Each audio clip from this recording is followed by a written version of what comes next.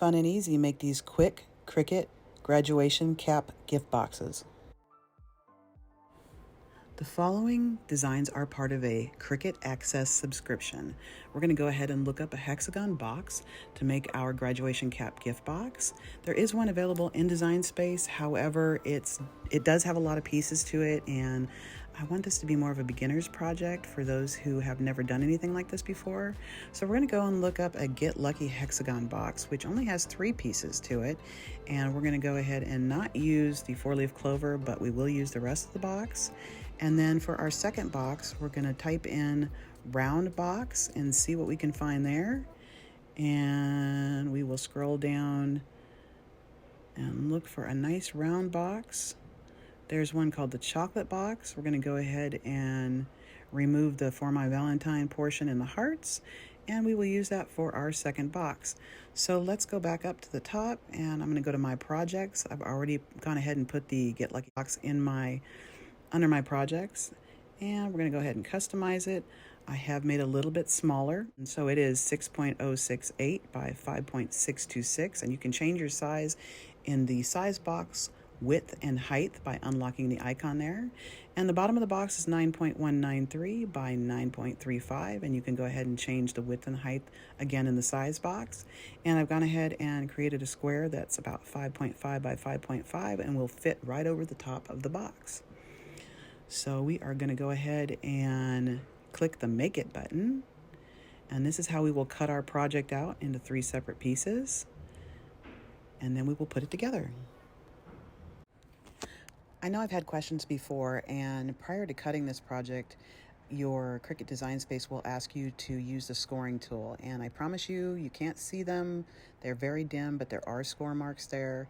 So I'm going to go ahead and use the scraping tool to kind of define those score edges, and then it'll be easier to put the project together. So here you see me going around with all the score marks and trying to just sharpen them up a little bit, and then we'll continue on with the project.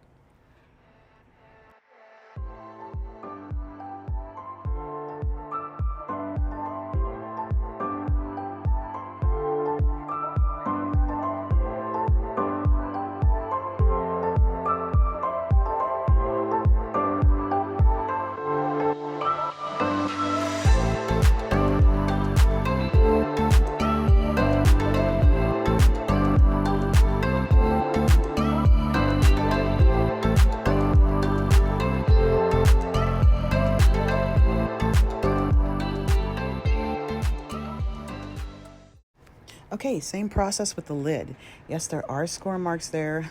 Again, I know they are really hard to see, so if you have a light that you can shine over your workstation on the cardstock, that will be helpful. I'm going to go ahead and use the scraper tool and put it along the edges of those score lines and make them nice and crisp so we can go ahead and fold them over and create our lid.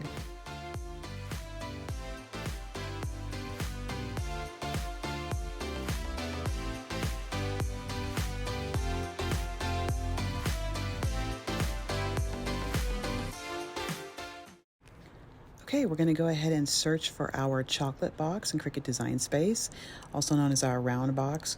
We are going to go ahead and customize it, add it to the canvas, and just a reminder that your Cricut Design Space, when making this project, will prompt you for the scoring tool first to score the items, and followed by the fine point blade to cut the items out. So once we've done all that, we will pull it apart and put it together.